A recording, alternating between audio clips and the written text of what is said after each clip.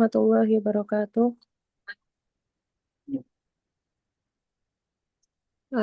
Alhamdulillah pada malam hari ini adakan Zoom untuk kejar SKS pada matkul metodologi penelitian, dan malam hari ini Ustadz Oki sebagai pembawa materi. Kepada beliau waktu dan tempat kami persilahkan. Ya, kita ngejar oleh apa? Metodologi,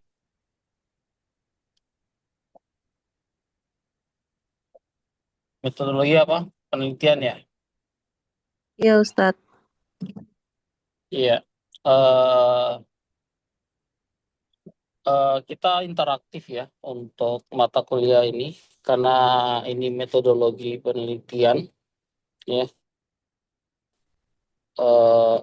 Maka harus dibahas secara interaktif supaya benar-benar memahami mengenai metodologi dan apa namanya bisa diterapkan ya dalam memahami atau membuat suatu penelitian ya. Sebelum kita masuk lebih jauh mengenai apa mata kuliah ini, saya ada pertanyaan buat teman-teman, ya, terutama yang Afifa sama LH ya sih, lupa apa namanya.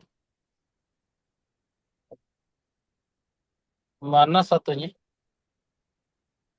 Afifa.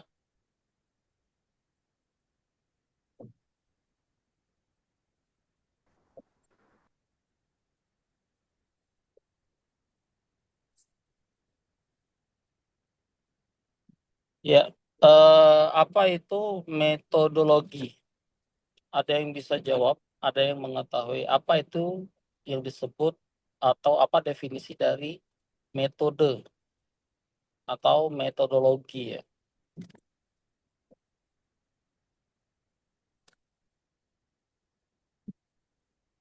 Ada yang bisa jawab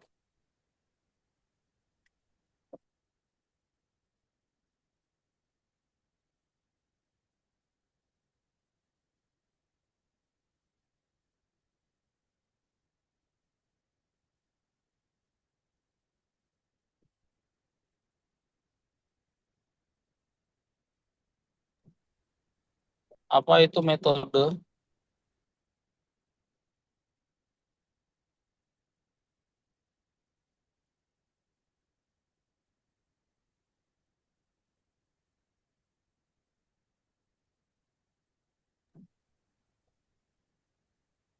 Apa yang disebut dengan metode? Eh, Strategi atau langkah, Ustaz?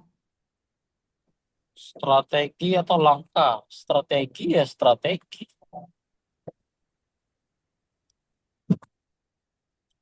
Metode, metode, strategi, metode, metode. Apakah sama dengan strategi? Beda. Langkah, langkah apa itu?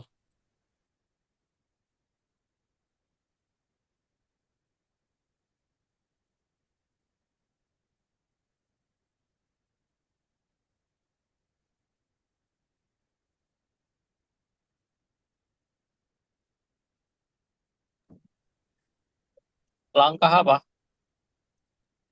Ada yang lain? Sistematis, Ustaz. Apa? Langkah sistematis. Langkah sistem apa itu langkah sistematis? Langkah yang terstruktur, Ustaz. Apa itu langkah yang terstruktur? Secara konkretnya apa? Langkah yang terstruktur. Seperti apa langkah yang struktur itu? Apakah seorang jalan kaki dan dia melangkah itu disebut metode? Atau seperti apa?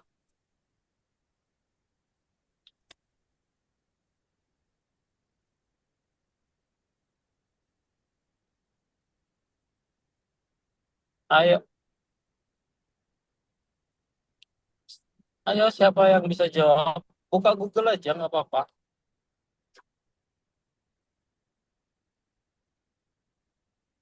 Apa? Jadi metode dan metodologi itu berbeda ya.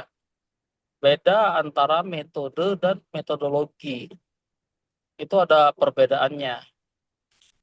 Nah, teman-teman boleh jawab, boleh apa itu metode atau mau menjawab apa itu metodologi. Siapa yang bisa jawab?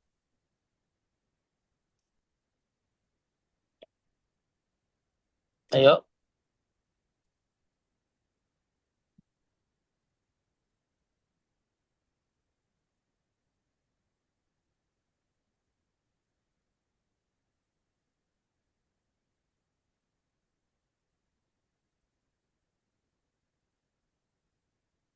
ada yang jawab? Gak ada yang jawab pun.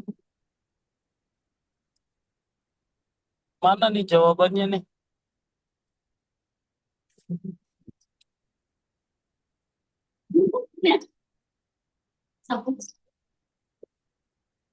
Apa itu metode dan atau mau jawab metodologi boleh.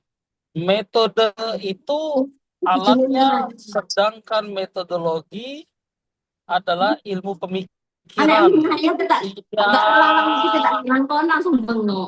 Cukuplah, cukuplah.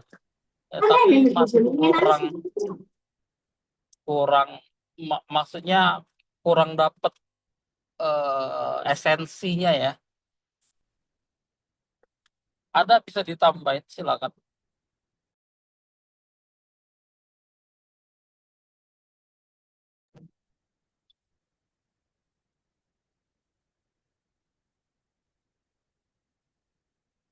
Apa perbedaan atau apa yang disebut metode atau metodologi? Kita kan sering belajar metode UMNI, ya gitu kan?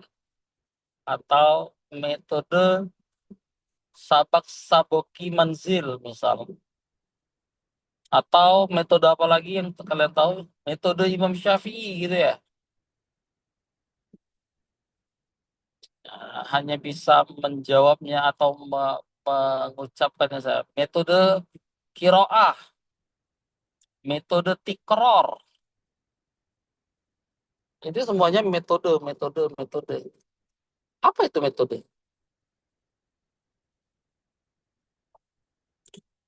Apa yang dilakukan dan kenapa dilakukan seperti itu? Nah, kalau kenapa dilakukan seperti itu namanya metodologi. Ya, kenapa dilakukan seperti itu? Itulah yang disebut metodologi. Ya, dia metodologi akan menjawab kenapa dia dilakukan seperti itu. Kenapa metode UMI itu seperti itu? Nah, untuk menjawab metode UMI seperti itu, maka dibutuhkannya yang namanya metodologi. Metodologi apa? Metodologi dalam memahami ya pembelajaran dari metode tajwid apa atau metode tahsin dan tajwid kayak gitu. Tahsin dan tahfiz misal.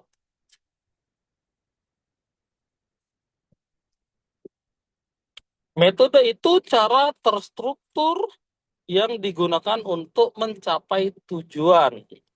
Tujuan siapa?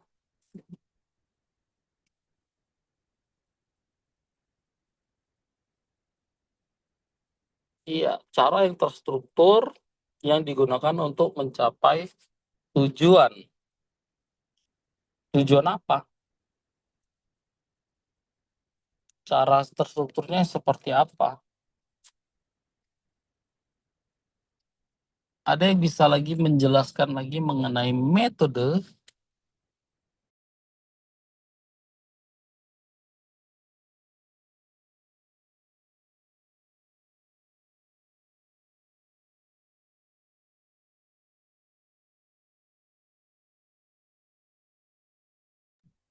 Ada yang bisa lagi menjelaskan mengenai metode? Ayo, nggak usah takut. Sampai kita benar-benar memahami apa itu metode.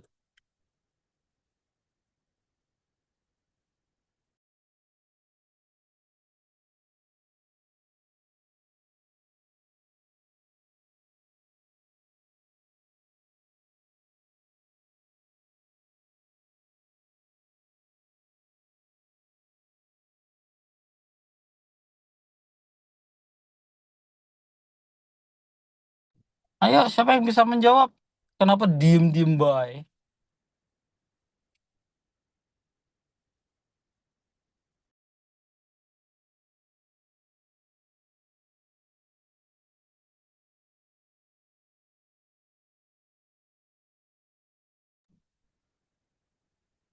Buka Google, buka Google.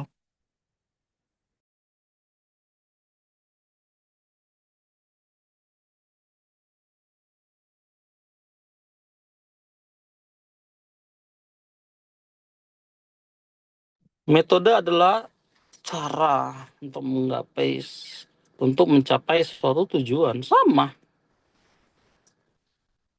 Cara, terstruktur, langkah untuk mencapai tujuan. Berarti metode Umi adalah cara atau langkah untuk mencapai tujuan atau mencapai Umi, kayak gitu. Mencapai Umi. Seperti apa? Apakah bisa diartikan seperti itu?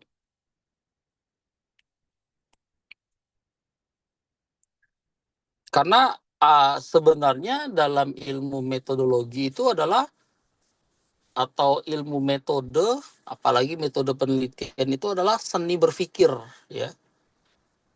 Kita menguji ketajaman pikiran, kedalaman pikiran seseorang, bagaimana kita itu benar-benar nantinya ya bisa apa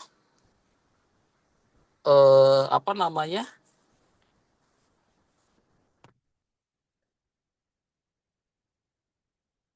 mengetahui atau menganalisa hal-hal yang ingin kita teliti berdasarkan metode yang kita kuasai, kayak gitu.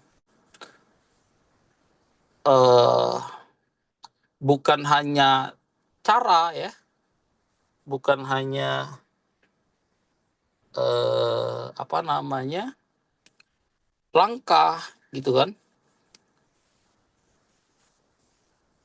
bukan hanya apalagi yang tadi dibahas alat ya, tapi metode itu bisa memiliki makna yang lebih tajam ya secara pemahaman. Makanya dalam penelitian itu sebenarnya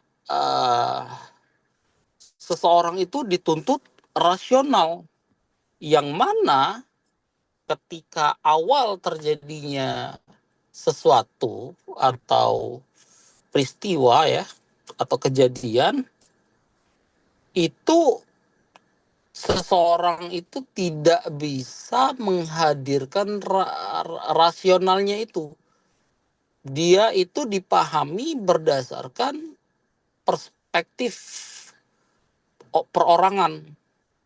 Karena kalau dia sudah dituntut rasional, maka dia sudah menjadi berita publik, kayak gitu kan, informasi publik, disepakati oleh publik. Tapi ketika awal terjadi, maka peristiwa itu tuh akan dipahami, akan memiliki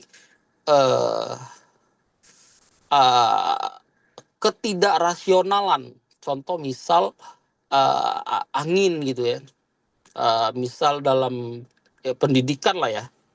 Apa nih isu-isu dalam contoh nih ini. Yang kemarin tahu nggak berita yang guru berantem sama anak murid? Ada yang tahu informasi itu? Ada yang tahu? Yang di mana? Di Bengkulu ya kalau nggak salah ya. Nah, ketika awal itu kita melihat berita itu, apakah kita langsung rasional? Apakah kita langsung dituntut untuk ilmiah kayak gitu? Apa yang pertama kali kita katakan? Apa pertama kali pandangan kita sebelum kita mendapati informasinya itu sudah menjadi konsumsi publik. Kalau dia konsumsi publik, maka narasinya itu disesuaikan. Jadi ada pembenahan narasi. Kenapa itu terjadi? Setelah dilakukannya investigasi atau penelitian kayak gitu dari semua. Nah, itu contoh dari penelitian sebenarnya, ya. Ditanyakan kepada pihak sana, pihak pertama, pihak kedua kayak gitu ya. Eh, Kenapa ini bisa terjadi seperti itu gitu kan? Kemudian pihak pertama akan menjelaskan. Apakah cukup dengan pihak pertama dan pihak kedua? Tidak. Akan ditanyakan penanggung jawab daerah situ, kepala sekolahnya, ya, yang tinggal di situ, bapak kantin, ibu kantin gitu kan, ditanya juga kayak gitu. Siapa lagi? Guru-guru yang bekerja di situ, orang tua yang biasa jemput anak sekolah di situ, semuanya ditanyakan. Kenapa? Apa yang akan ditanyakan? Mengumpulkan informasi. Apakah setiap informasi yang dikumpulkan itu akan rasional? Tidak. Setiap orang itu akan menjawab. Nah, dengan kumpulan tadi, informasi yang didapatkan tadi, ya, itu akhirnya dianalisa. Oh, ini dari kepala sekolah jawabannya seperti ini. Dari guru seperti ini, dari wali muridnya seperti ini, dari muridnya seperti ini, dari guru yang bersangkutan seperti ini. Sehingga semua tadi itu dicarilah kesimpulan, ya, dianalisa, kemudian dibentuklah narasinya itu seperti apa sih sebenarnya kejadiannya. Nah, itulah sebenarnya yang kita bicarakan tadi adalah metode, ya. Yang kita bicarakan tadi adalah metode. Metode untuk apa? Mengetahui, ya, informasi atas satu kejadian yang terjadi di sekolah itu. Awalnya apa? Ini kumpulan hal-hal yang tidak ilmiah. Semua jawaban tadi itu adalah biasanya itu hal-hal yang tidak ilmiah, ya, yang subjektivitasnya itu kuat. Tapi dengan mengumpulkan subjektivitas dari banyak sumber, maka, ya, dapatlah kesimpulan hasil yang objektif. Kenapa? Karena subjektif ketika satu, maka dia subjektif ditolak. Tapi ketika banyak seperti sanad, ya,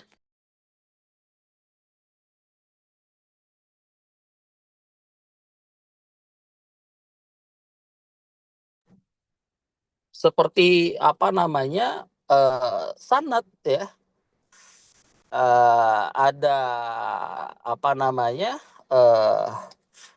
hadisul ahad, ya, kemudian gorib dan sohi, ya.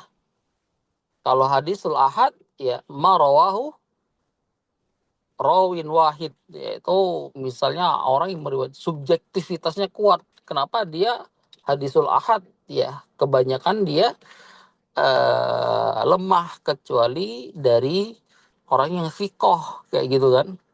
Tapi kalau dia gharib, misal marwahu ithnani kayak gitu, yang meriwayatkannya itu hanya 2 orang rawi saja, 2 orang.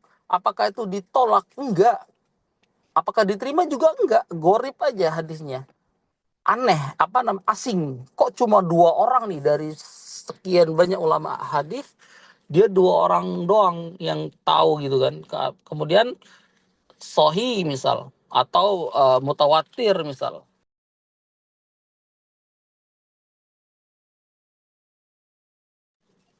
Kalau mutawatir itu, ya, marawahu isnani faksar kayak gitu kan. Yang meriwayatkannya itu di atas 2, ya. 10 itu mutawatir sudah. Dan mutawatir hadisnya sahih. Nah, seperti itulah. Kenapa dia diterima hadisnya kayak gitu kan? Objektivitasnya tadi menjadi subjektivitas tadi menjadi objektif, menjadi mutawatir diterima.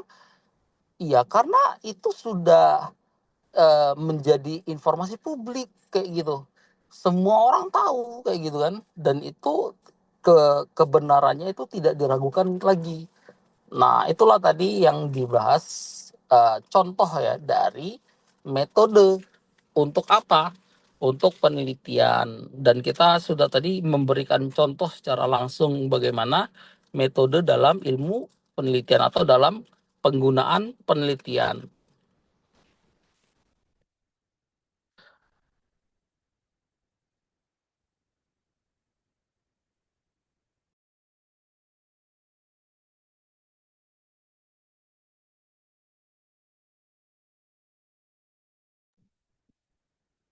Sekarang, apa itu metode?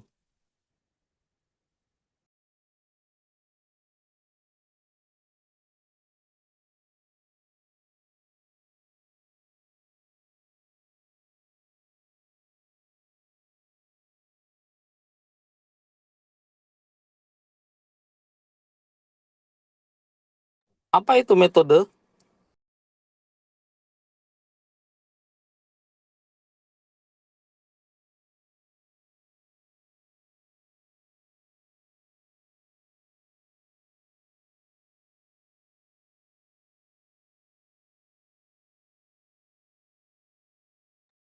Ayo, apa itu metode? Udah setengah jam, ini masih belum bisa menjawab apa itu metode. Apa itu yang disebut metode?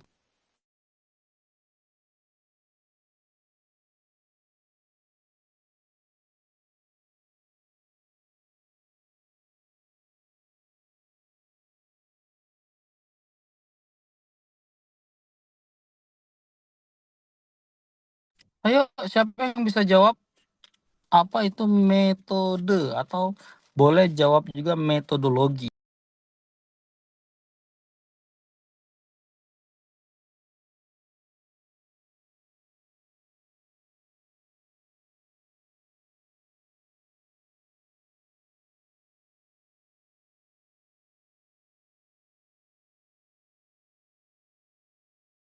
Nggak ada yang bisa jawab? Masih ditunggu. Apa itu metode?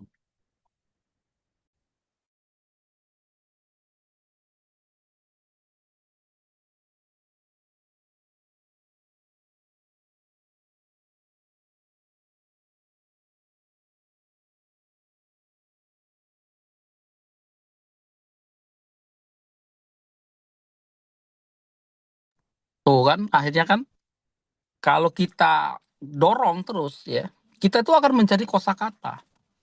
Kita dapat cara kerja, framework, framework ya. Apa sih kalau ini alat kerja atau cara kerja gitu kan? Iya, itu betul. Jadi bahasanya itu bukan hanya misal cara, langkah. Iya, tapi langkah apa? Butuh dorongan terus, didorong terus. Itu cara berpikir. Karena metode itu adalah seni berpikir.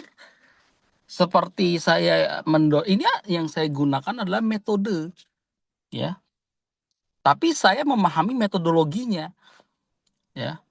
Bukan hanya memahami bagaimana metode mengajar, tapi metodologi mengajar itu saya paham. Sehingga mendorong eh, apa namanya? Berpikir tadi gitu kan. Mencari kosakatanya, menambah lagi. Ya, cara kerja. Ada yang lain, bisa ada yang mau menambahkan. Jadi metode adalah cara kerja untuk seperti itu, bahasanya lebih bagus kayak gitu kan. Tapi kalau hanya cara atau langkah yang digunakan untuk mencapai suatu tujuan. Cara atau langkah cara apa? Caranya masih masih ambigu. Langkah-langkah siapa? Langkah kaki gitu, ambigu. Tapi kalau dia cara kerja, maka metode sebagai framework gitu kan. Metode sebagai blueprint misal atau eh apa lagi kayak gitu. Ayo bisa ada siapa yang mau nambahin lagi? Dengan memahami metode, sebenarnya kita itu sudah setengah jalan ya dari mata kuliahnya. Ada yang mau tambahin lagi, silakan.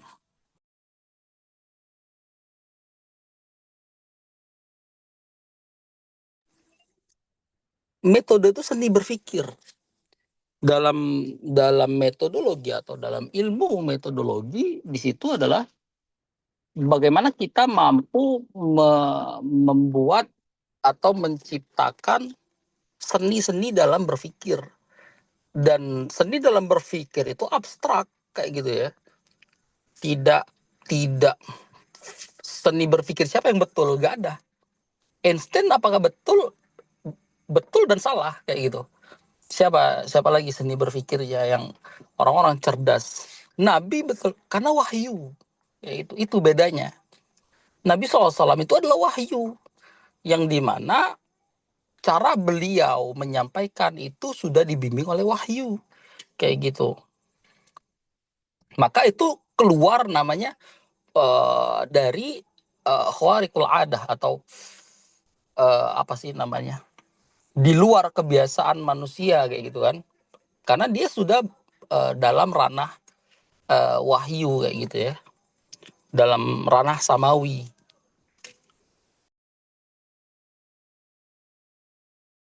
Langkah teratur untuk mencapai tujuan, langkah teratur yang seperti apa?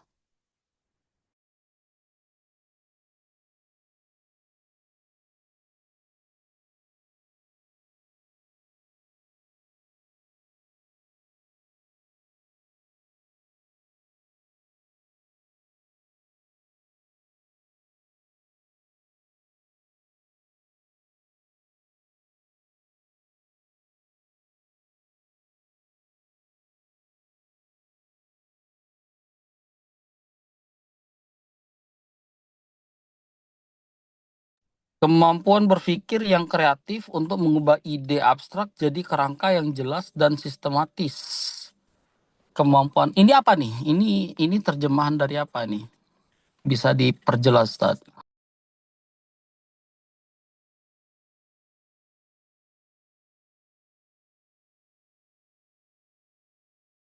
Antum ingin menjelaskan apa ini?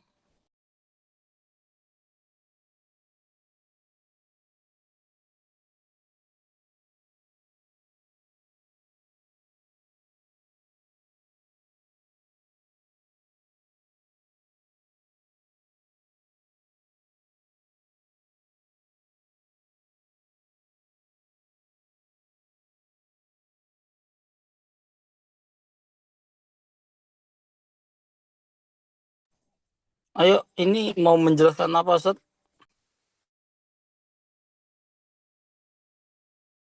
Kemampuan berpikir kreatif.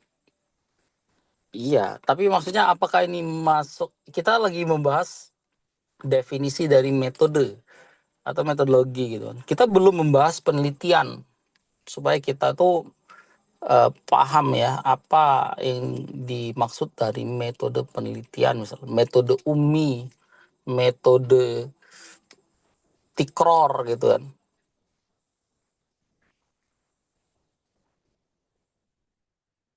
Metode Syafi'i, eh metode apa lagi sih? Metode kualitatif dan kuantitatif misal. Metode mixed method misal. Gabungan antara kualitatif dan kuantitatif. Metode pembelajaran deep learning misalnya. Atau metode apa lagi nih yang teman-teman tahu? Yang biasa disebut metode-metode.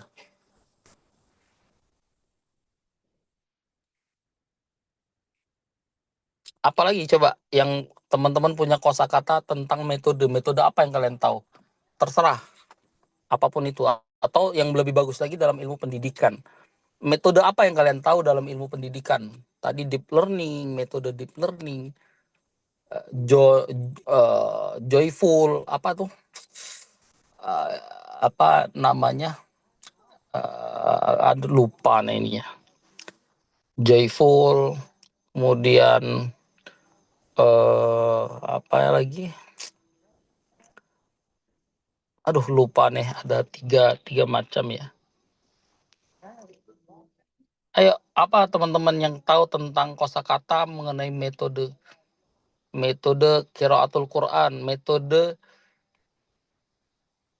qiraah sab'ah atau qiraah asyarah?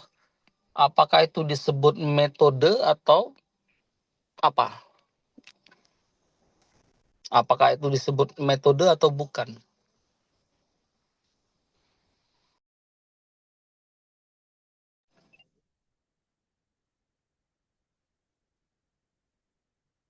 Ayo, teman-teman yang belajar tahsin dan tahfiz ini, yang mendalami ilmu tahsin dan tahfiz.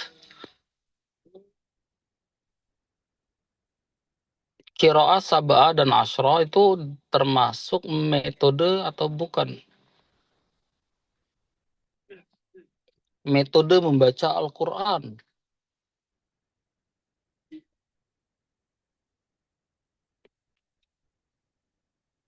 termasuk metode atau bukan?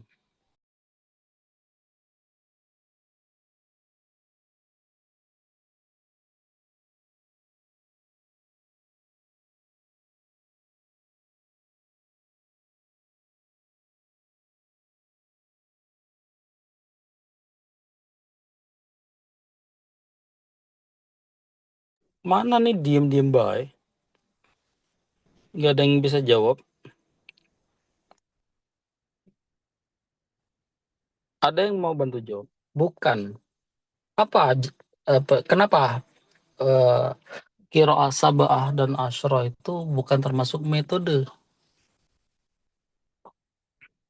Metode adalah cara atau gaya alur kerja sehingga menghasilkan, memudahkan pekerjaan menjadi terarah pada tujuan yang akan dicapai.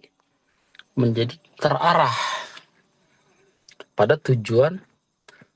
Kenapa teman-teman itu gak semudah ini aja? Metode itu adalah cara kerja untuk menyelesaikan pekerjaan. Itu loh. Metode itu adalah cara kerja atau kerangka kerja untuk menyelesaikan pekerjaan, menyelesaikan sesuatu, menyelesaikan ya, bukan menjadinya terarah, terini langkah. Metode itu digunakan untuk menyelesaikan, untuk dia itu menjadi selesai nih hal itu tuh sempurna. Itu loh ininya, poinnya. Sehingga itulah diciptakan yang namanya metode. Diciptakannya metode ummi itu agar orang-orang yang pemula tadi itu selesai dari masa-masa pemulanya sehingga dia naik level menjadi mutawasid. Itu misal ya, itu contoh. Jadi menyelesaikan levelnya di mana? Seperti itu. Nah, metode itu yang disebut metode jika dia itu menyelesaikan pekerjaannya, menyelesaikan uh, satu pekerjaan yang sedang dilakukan itu. Maka kalau misalnya dipertanyakan gitu kan, misal metode tikror, apa yang diselesaikan oleh metode tikror? Kalau tidak ada yang diselesaikan, maka dia bukan termasuk metode, keluar dia dari definisi metode. Kenapa? Karena dia tidak menyelesaikan tidak punya spesifikasi, tidak punya positioning kayak gitu ya. Posisi apa sih dia tuh? Kayak gitu. Dia itu disebut metode itu untuk menyelesaikan hal apa? Kayak gitu tuh. Makanya contoh dalam metode kualitatif itu hanya terbahas untuk menyelesaikan penelitian misal. Ya, menggunakan metode bagaimana menggunakan kualitatif misal. Maksudnya apa? Nah tadi ya, metode kualitatif itu kita menyelesaikan penelitian kita melalui metode kualitatif atau kuantitatif. Untuk menghasilkan apa? Supaya penelitiannya itu menghasilkan ini. Kalau dia ingin menghasilkan poin yang ini, maka pakai kuantitatif. Kayak gitu loh. Kalau dia ingin menghasilkan naratif gitu ya, deskripsi, ingin menjelaskan fenomena, ya. Kenapa guru dan murid itu bertengkar gitu kan bisa. Nah, untuk menjelaskan fenomena itu menjadi kualitatif dengan narasi, maka deskripsi naratif gitu ya. Maka kita gunakan sebagai penelitiannya itu dengan metode kualitatif. Kalau ingin menghasilkan data berupa angka, misal 3 dari 10 anak ya cenderung terprovokasi ingin bertengkar dengan guru misal. Itu kuantitatif kayak gitu kan. Nah, itu metode ya. Jadi metode itu adalah cara kerja, kerangka kerja untuk menyelesaikan pekerjaan itu kayak gitu. Apa yang ingin diselesaikannya? Jadi bukan hanya apa namanya langkah kerja yang teratur. Percuma teratur kalau nggak selesai kayak gitu. Percuma apa namanya langkah terlalu banyak langkah tapi nggak selesai juga kayak gitu. Nah, dengan adanya metode, metode itu tadi memotong banyak langkah justru. Karena metode itu tuh misalnya kalau dia basisnya masih tes dan cari, intinya masih uji coba gitu ya. Apa namanya, maka dia masih mencari banyak langkah kayak gitu. Nah, ketika sampai, kenapa? Untuk memotong banyak langkah tadi dengan metode tadi. Kayak gitu ya. Maka kalau langkah yang teratur, banyak langkah. Justru metode itu harus memotong langkah. Kalau bisa itu, kalau orang menyelesaikan pekerjaan itu dengan 10 langkah, kita bisa 2 langkah, maka kita punya metode.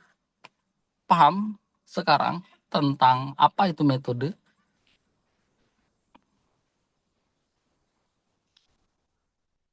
Paham sekarang apa itu yang disebut metode?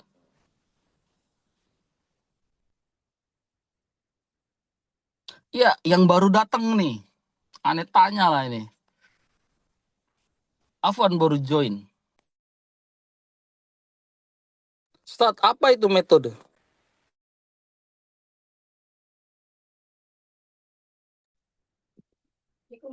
Ya, langkah untuk menyelesaikan sesuatu gitu, seperti tadi, ya, tikror atau metode UMI itu kan cara langkah-langkah untuk, kalau tikror untuk hafalan, kalau UMI untuk lancar membaca, mungkin ya gitu.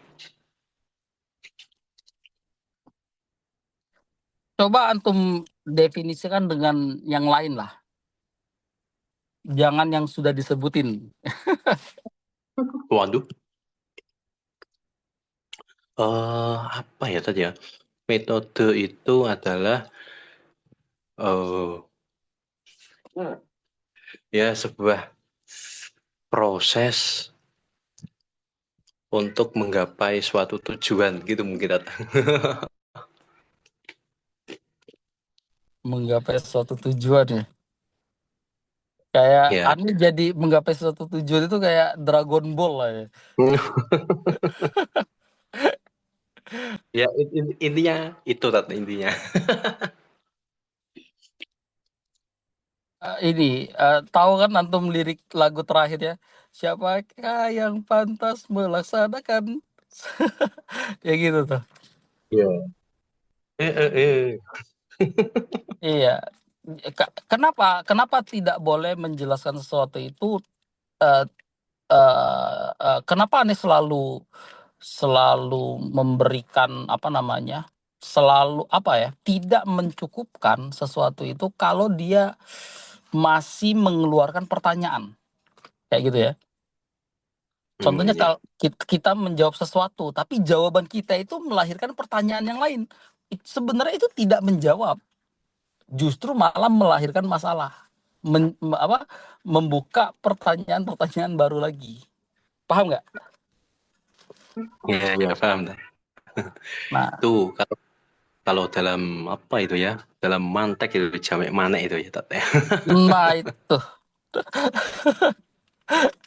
Karena yang disebut menjawab atau jawaban dari permasalahan atau pertanyaan, maka dia itu tidak menghasilkan pertanyaan itu lagi atau permasalahannya lagi, ya. Maka selesai. Ya, itu bagian tersulitnya itu, Tat. Melahirkan pertanyaan lagi ya. Nah, itu yang disebut metodologi. Itulah yang disebut namanya metodologi. Jadi perbedaan antara metode dan metodologi itu seperti itu tadi. Ya. Kalau misal seandainya metode itu menyelesaikan masalahnya atau menyelesaikan pekerjaannya, maka metodologi itu sebagai kerangka berpikir dalam membangun alurnya. Untuk apa? Untuk tidak ada lagi pekerjaannya atau otomasi, supaya pekerjaannya otomasi kayak gitu tuh. Jadi metodologi itu yang membangun kerangka berpikir dari metodenya, atau ilmu yang mengajar atau membangun metodenya. Maka metodologi itu adalah ilmu yang membangun metode itu tadi, ya, dari kerangka berpikirnya. Seni yang Ane bilang di awal adalah seni berpikir, ya. Maka metode itu ya selalu dengan hubungannya adalah seni berpikir. Maka ketika seseorang mempelajari metode, maka dia harus bisa berpikir kayak gitu. Harus punya seni dalam berpikir. Karena tanpa seni berpikir itu maka nggak ada yang namanya metode. Karena metode itu cuma seni berpikir. Sedangkan yang kita dapati dalam tulisan, dalam itu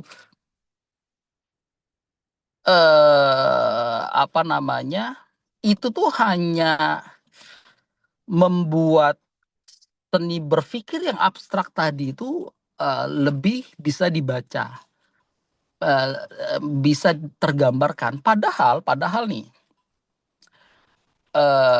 terkadang ketika metode tadi itu telah disempurnakan, misal seseorang yang menemukan metodenya itu telah menuliskannya, menyempurnakannya dalam suatu tulisan, selalu ada celah. Celahnya itu apa maksudnya? Yang ternyata tidak dimasukkan oleh penulis itu sendiri. Kenapa? Karena hanya dia yang ngerti. Ada bagian-bagian yang dimana hanya dia tuh yang ngerti bagian itu, kayak gitu kan. Kenapa? Karena itu bagian dari seni berpikir dia. Walaupun dia telah misal 99% sudah menuliskannya di dalam buku, sehingga orang lain mampu memahaminya, ada 1% yang 1% ini cuma dia yang ngerti. Kenapa? Karena itu seni berpikirnya dia. Yang dimana seni berpikir setiap orang itu beda, tergantung dari yang dia baca, yang dia dengar, yang dia ketahui, yang dia pelajari, yang dia ingin tahu, ya, yang dia terbiasa, yang dia merasa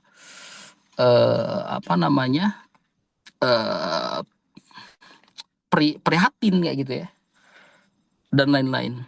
Nah, setiap orang tuh berbeda. Nah, itulah yang 1% tadi misalnya, yang memang itu hak patennya si dia kayak gitu, si penulis, si penemu metode, yang mana ketika orang mempelajari metode yang sudah punya kemampuan misal 98% tadi ya, misal dia sudah punya 98% dari metode yang dia pelajari, maka ada bagian misal 1 atau 2% tadi yang dia itu tetap punya celah, yang dimana akhirnya dia akan menemukan metode dia sendiri untuk memecahkannya 2% tadi. Paham nggak? Ya, Paham nggak? paham, paham. Paham, paham, paham. Iya, kenapa dia memecahkan 2% tadi? Karena yang 1%-nya punyanya si pemilik metode, yang 1%-nya memang ya termasuk keluasan lah bahasanya dalam ilmu, maka dia untuk menggait 2% yang tidak mungkin dia dapati tadi, maka dia menggunakan metode dia sendiri. Paham nggak? Jadi untuk menyempurnakan 100%, dia sudah punya kemampuan 98% dari pembelajaran yang dia pelajari. 2% ini dia tuh nggak mungkin dapetin. Maka dia akan memiliki kemampuan untuk menciptakan metode. Kayak gitu. Kenapa? Metode yang dia itu cara dia memahami 2%-nya tadi untuk menyempurnakan 98%-nya. Dan akan seperti itu terus. Ke bawah. Misal dia sudah tuh, dan orang muridnya nanti akan pegang 96%. 3%-nya punyanya itu gitu kan. Semakin sedikit. Iya, seperti itu memang. Ya, kenapa semakin sedikit, semakin sini, semakin sedikit kayak gitu kan. Contohnya di Al-Imam Bukhari ketika membahas As-Sahihu ala Syartil Bukhari. Sebagian ulama itu mengatakan Sahih dengan syarat Bukhari itu adalah yang cuma Imam Bukhari yang tahu itu kayak gitu. Yang syarat itu tuh nggak bisa dituruh oleh orang lain selain Imam Bukhari. Paham nggak maksudnya?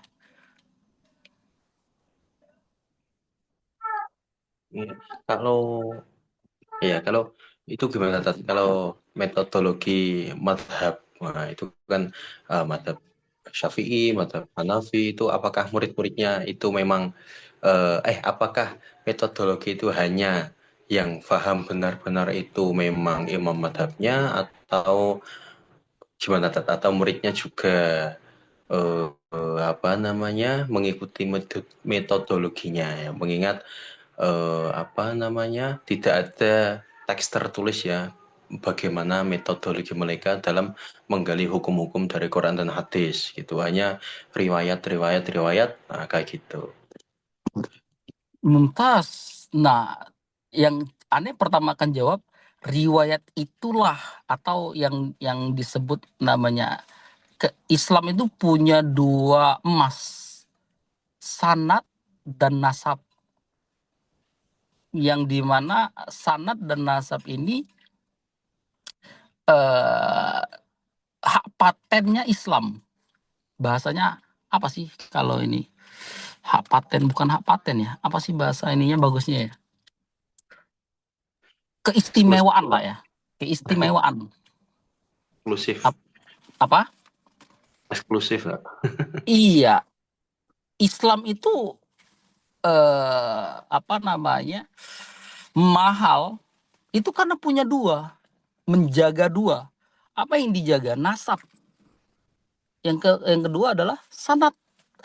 Nah, riwayat tadi adalah sanad. Apa itu sanad? Silsilatu rijal al-musilatu ilal matan.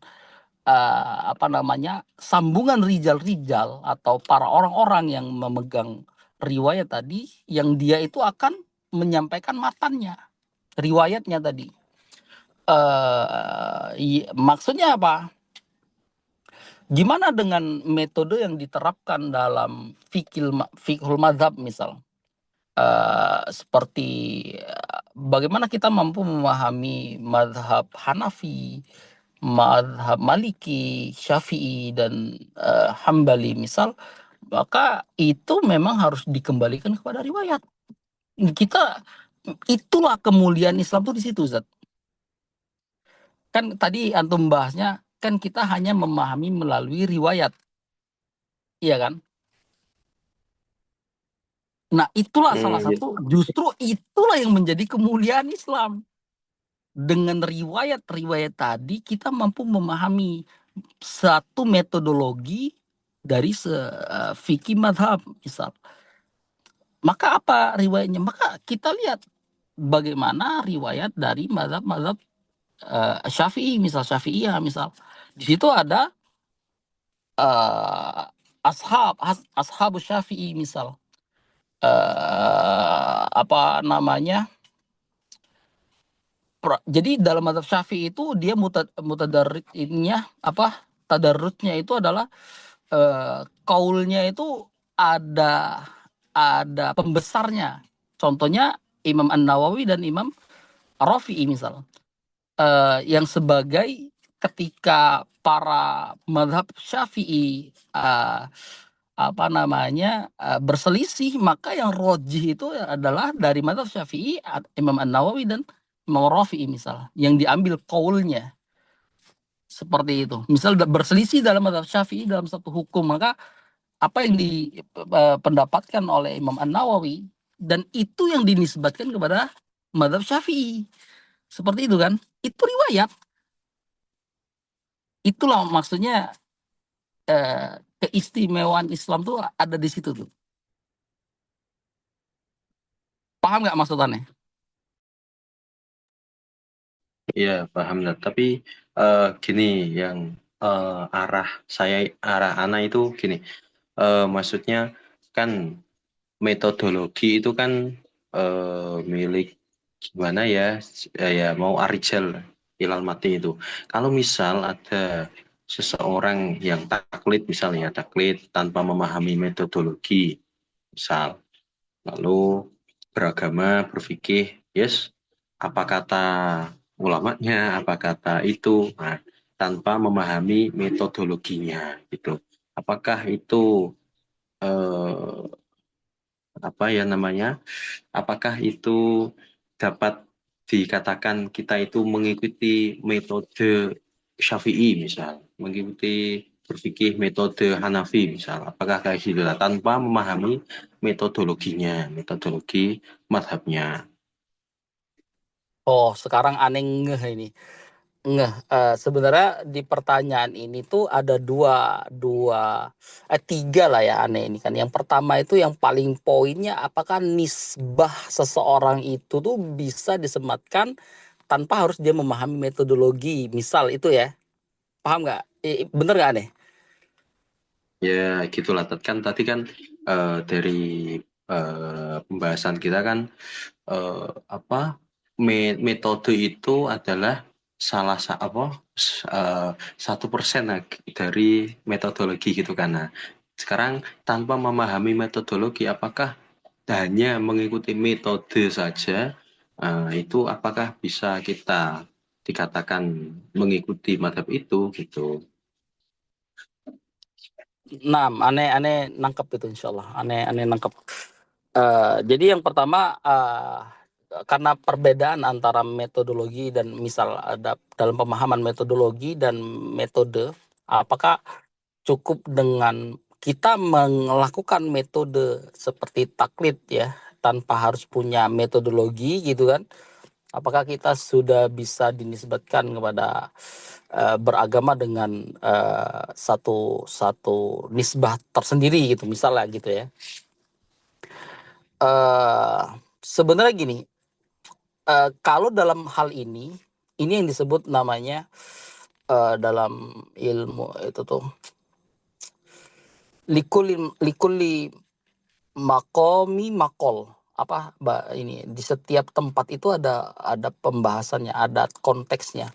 Dalam konteks ini tuh sebenarnya dia punya hukum yang bukan acuan fundamentalnya itu antara metode dan metodologinya, tapi acuannya itu adalah kapasitas perorangan sebenarnya. Jadi lebih tepatnya itu adalah tidak membahas dari apakah dia menggunakan metode tanpa memahami metodologinya, dia menggunakan metode yang diterapkan tadi, dia disebut misal bermazhab tertentu misal. Sebenarnya itu bukan fundamentalnya. Kenapa? Karena ini konteksnya berbeda konteks dari arah metode beragamanya. Karena ukuran utamanya itu bukan dari metodenya, tapi dari kapasitas orangannya per individunya. Maka yang diukur itu adalah kapasitas. Dia tidak dibebankan metode dan metodologi, tapi dia dibebankan kapasitas dan levelnya. Kayak gitu tuh, untuk individu namanya. Maksudnya apa? Hanya orang yang memiliki kapasitas yang mampu bermetode, dan hanya orang di level tertentu yang dia itu bisa bermetodologi. Paham nggak maksudnya? Maka pembahasannya itu orang secara umum itu tidak dimasukkan ke dalam metode dan metodologi, tapi dimasukkan secara individu tuh kapasitas orangnya. Apakah dia ini sudah layak untuk bermetode atau masuk dalam satuan jajaran bermetode kayak gitu ya, atau belum nih? Pertanyaannya itu dulu. Jadi belum masuk ke dalam metode dan metodologinya. Apakah orang itu dia bermetode dengan tanpa memahami? Bukan, tapi kapasitasnya dulu. Apakah dia ini layak nih sudah disebut orang-orang yang berada di jajaran yang bermetode? Kalau sudah, apakah orang ini layak sudah berada di jajaran orang-orang yang bermetodologi? Nah, kalau dia sudah masuk ke level-level ini, baru antum bisa masukkan pertanyaannya. Paham nggak maksud dari jawaban aneh? Ya. Oke, Tat. Nangkep Ya. nggak? Nangkep nggak antum? Ya, insya Allah nangkep, Tat. Iya, jadi belum masuk. Karena kenapa? Metode itu gini, nggak semua kita di sini itu nih paham tentang metode, paham nggak maksudnya? Berarti nggak kita semua yang ada di kelas ini itu punya metode. Masih ada yang masih meraba-raba kayak gitu kan. Ada yang masih ini apa sih ini kemana sih? Nah, kita levelnya berbeda-beda.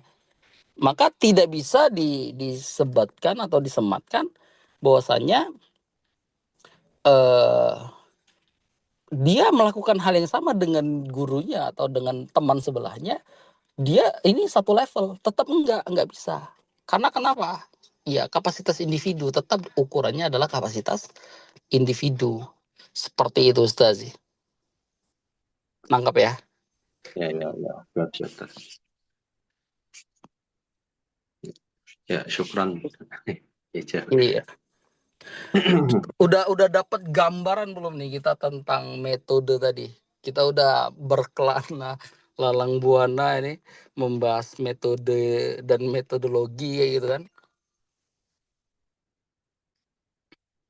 Udah ada gambaran belum tentang metode? Ya, kalau Ana sih karena joinnya rati telat ya. Belum. Gambarnya ya hanya itu memang. Metode itu ya sebuah langkah, sebuah proses untuk mencapai tujuan tertentu itu. Yang Ana tangkap gitu karena Ana join di pertengahan meeting. Ya nggak apa-apa, sebisanya aja.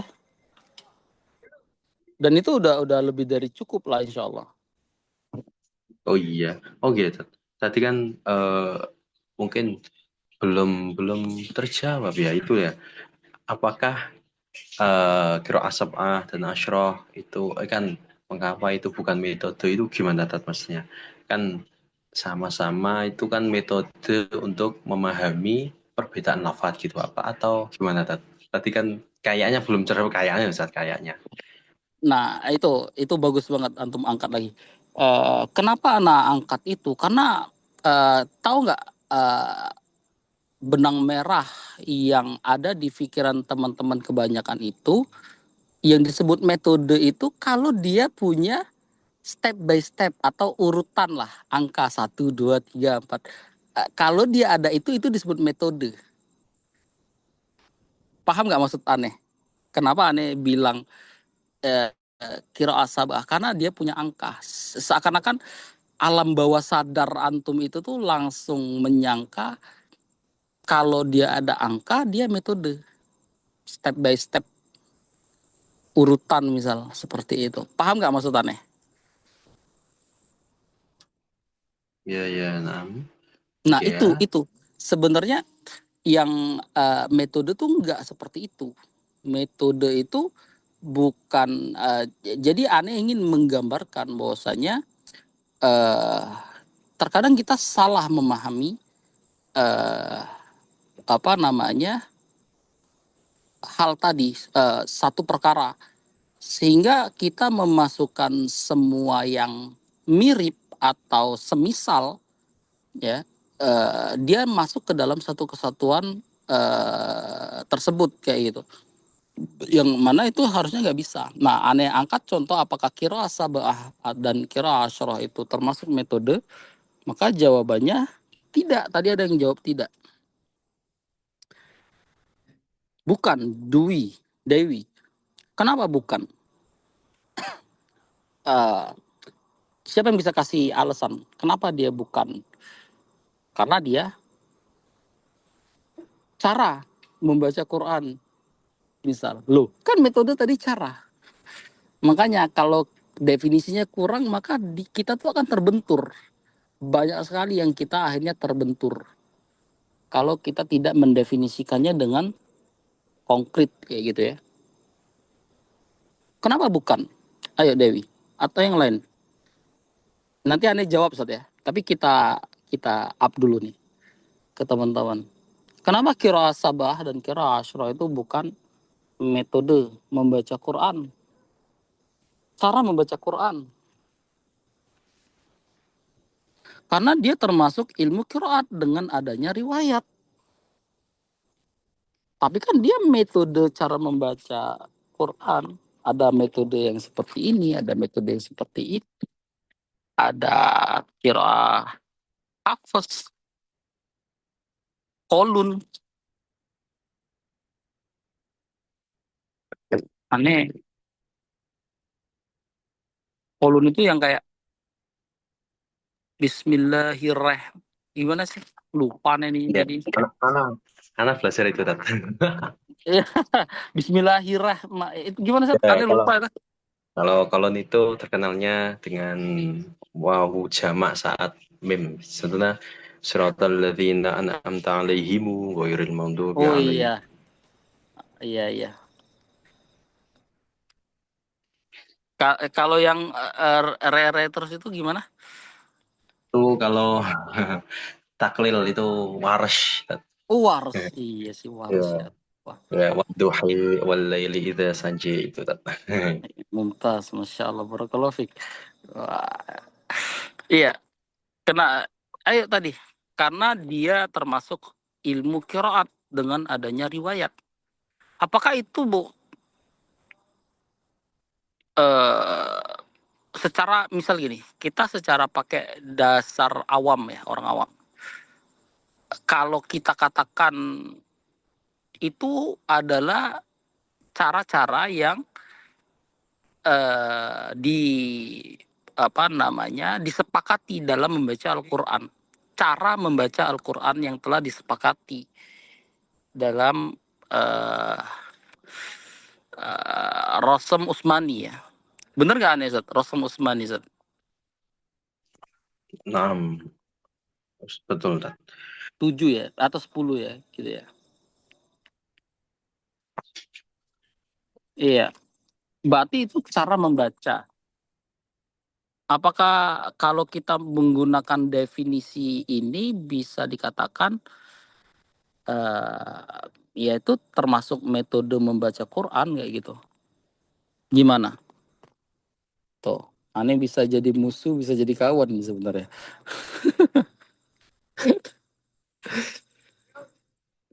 Ya, kalau misal ya, Tat, kalau anak bingungnya itu kan gini, kalau misal ilmu qiraat itu tidak disebut metode, kenapa kita belajar tajwid yang notabene itu yang di Indonesia yaitu lebih ke hafaz ya, itu disebut metode, ada metode qiraati, ada yambu'a, ada tilawati itu. Sedangkan kalau ilmu qiraat itu bukan metode gitu, yang membuat anak bingung itu gitu kan sama-sama belajar apa namanya? Mumtaz, bagus banget. Ya, Terus. ya kan sama-sama belajar tentang meraih tujuan itu kan. Tadi metode kan langkah untuk mencapai suatu tujuan kan, sama-sama kita belajar bacaan Quran. Tapi kalau kiroat itu kenapa bukan metode, tapi kita belajar kiroati, kita belajar tilawati kan sama-sama belajar hafaz aslinya. Nah, itu kenapa disebut metode kayak gitu. Dan ilmu qiraat kan juga baku juga ya, ada dari Imam Asy-Syatibi, ada Thayyibatun Nasr dan lain sebagainya, juga ada metodenya juga aslinya gitu. Ya mungkin itu Afwan.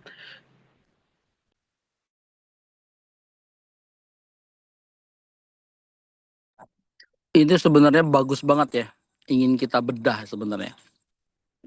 Sebenarnya ini bisa panjang ya, tapi kita coba persingkat lah insya Allah. Apa namanya? Sebenarnya itu yang antum kasih contoh tadi, contoh kenapa kira hafaz itu bukan metode, tapi kenapa ilmu yang di bawahnya menjadi metode? Bukankah itu sama aja ibaratnya puncak benderanya itu adalah Quran, Al-Quran gitu kan. Hafaz itu adalah hanya salah satu bagian dari cara membaca Quran.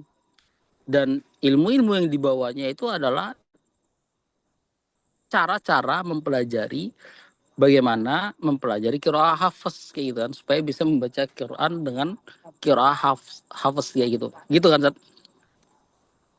Iya, na'am. Iya. Kenapa itu disebut? Jadi gini, kalau bahasa mudanya, qiraah hafaz itu adalah metodologi. Yang dibawanya itu metode. Al-Quran itu ya sebagai sumbernya. Atau apa namanya, bahan utamanya. Kalau kita, itu cara mudah aneh memberikan gambarannya ya.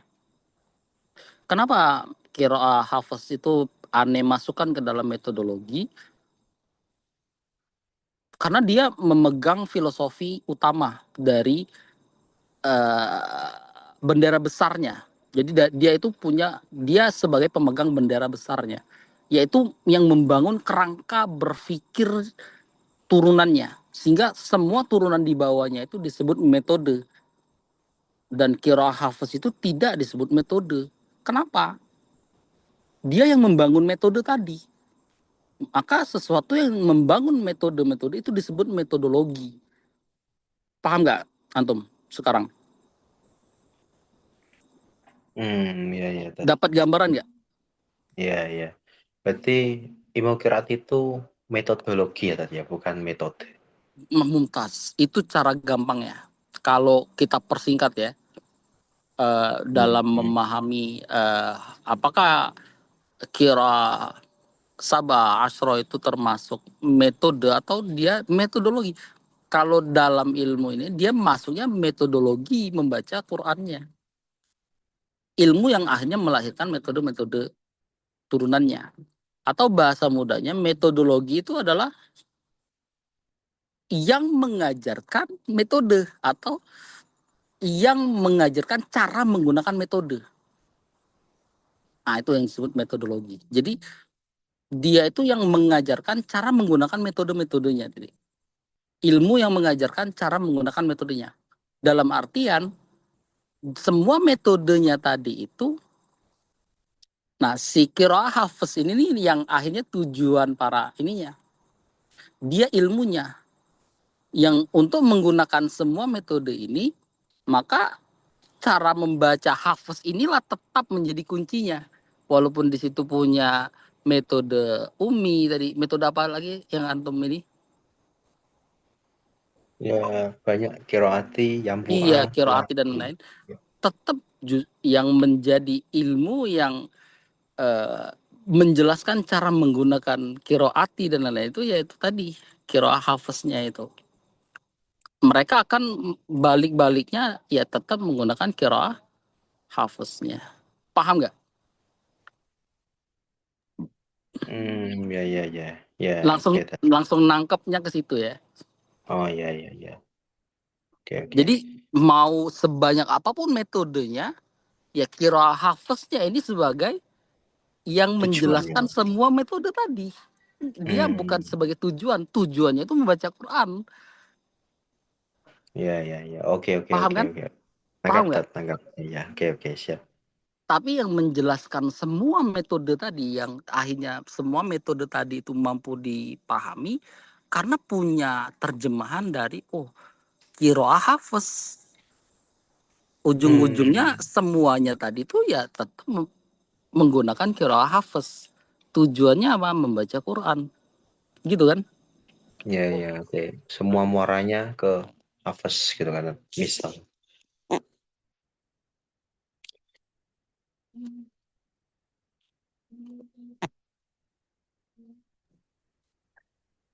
Paham ya? Ya, ya. Paham, paham.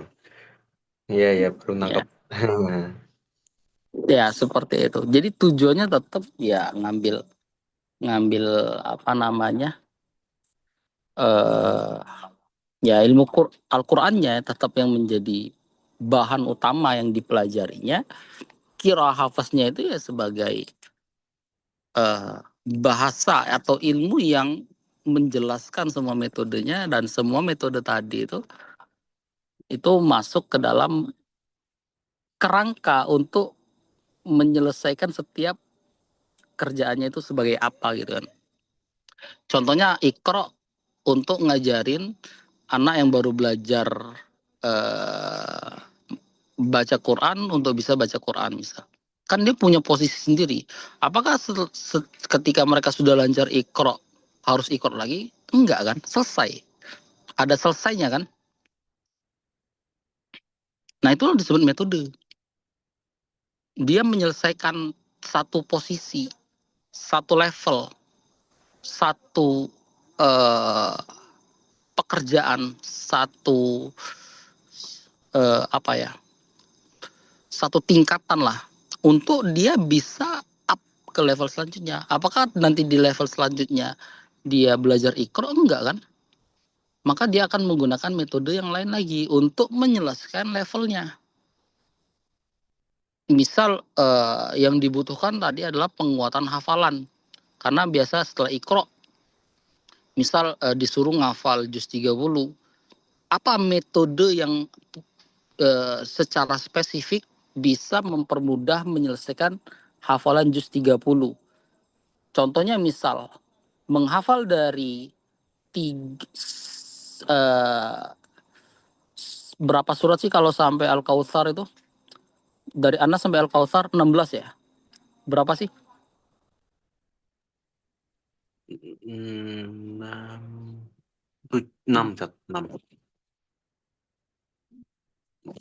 6.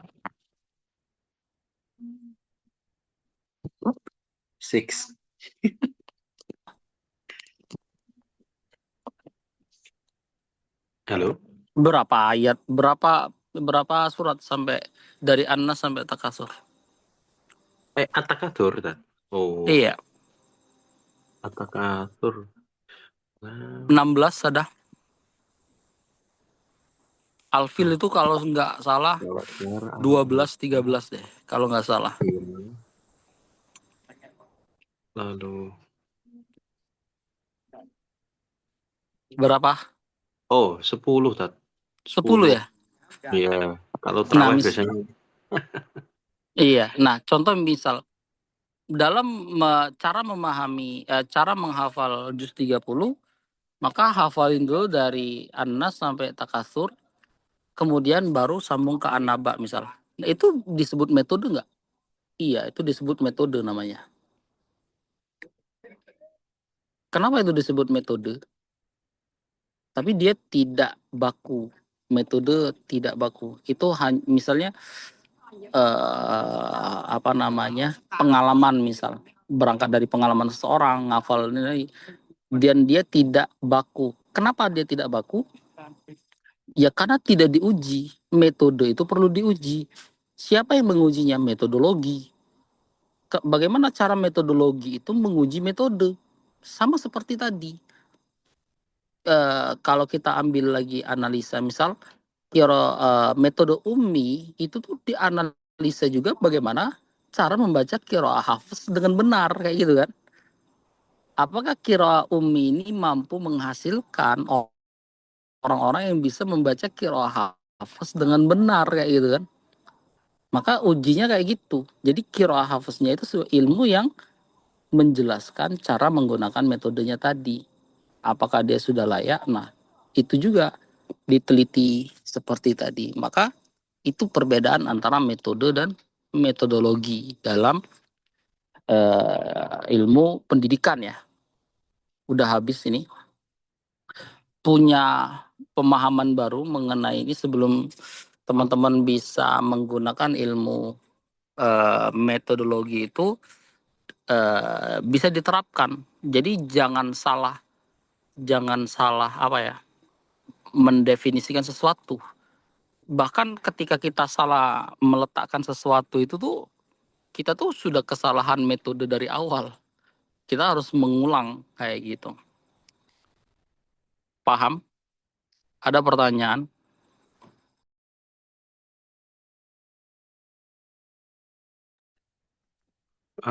Ya, mungkin ini rada keluar topik ya Tat ya, tapi ya semoga antum nggak marahin Ana.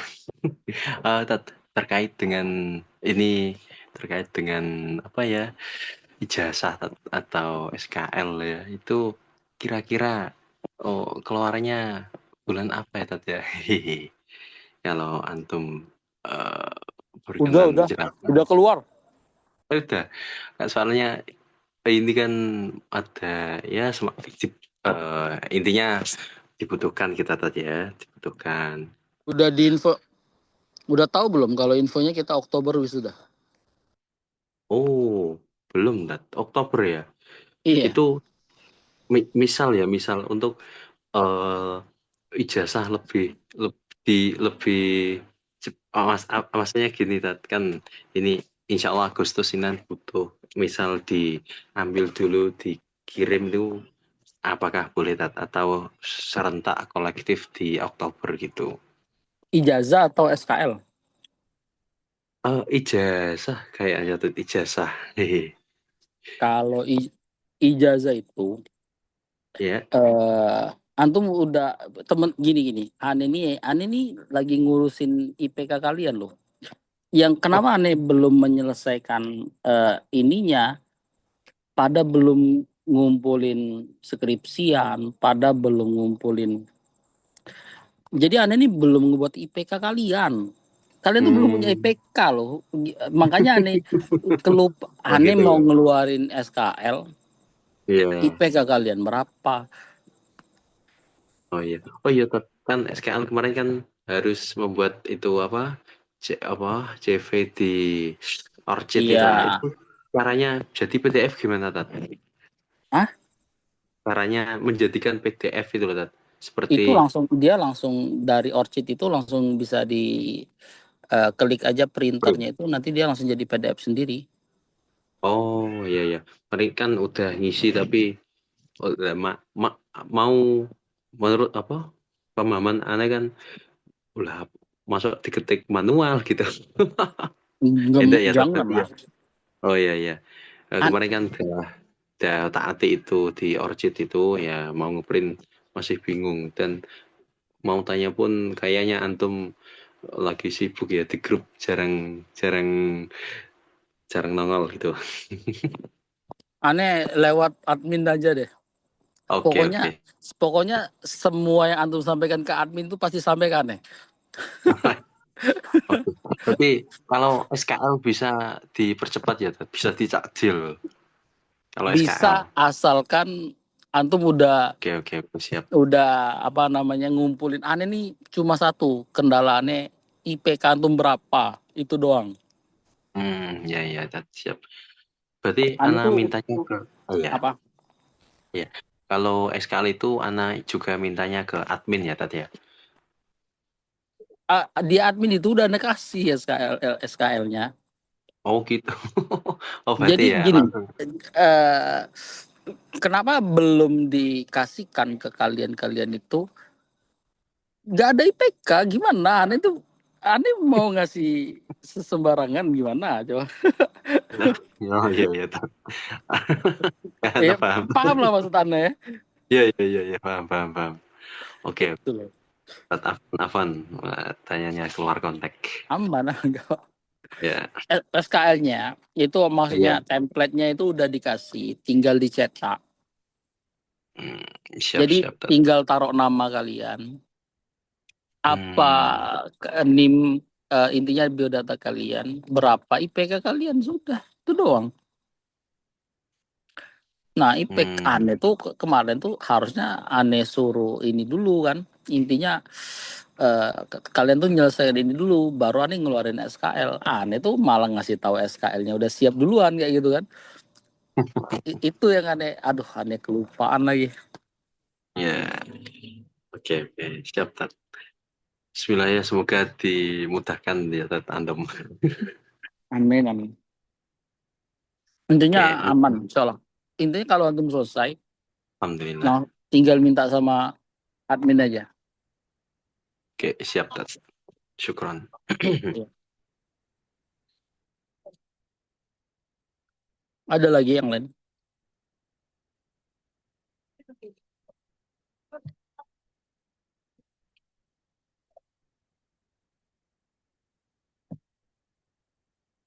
Kalau nggak ada, ini sambil makan ya, lapar nih. Silakan ditutup Afifah.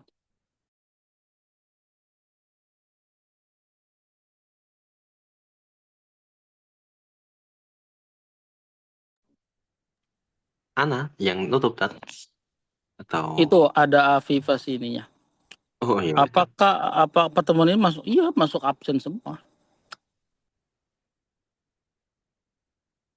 Oh berarti absennya Lalu dibuka, lalu dibuka lagi ini Tat kan absennya absennya. belum dibuka ya.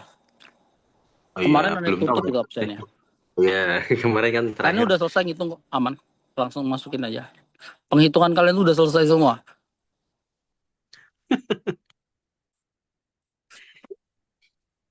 Iya Nanti iya. tolong admin aja ya, buka absennya, minta di admin. Ya, Afifah, silakan ditutup Afifah. Baik Ustadz, syukron, jazakumullah khairan kasiron atas materi malam hari ini dan waktu yang telah diberikan. Kita akhiri Zoom pada malam hari ini kan bacaan Alhamdulillah. Alhamdulillahirabbil alamin. Udah kan Ustadz?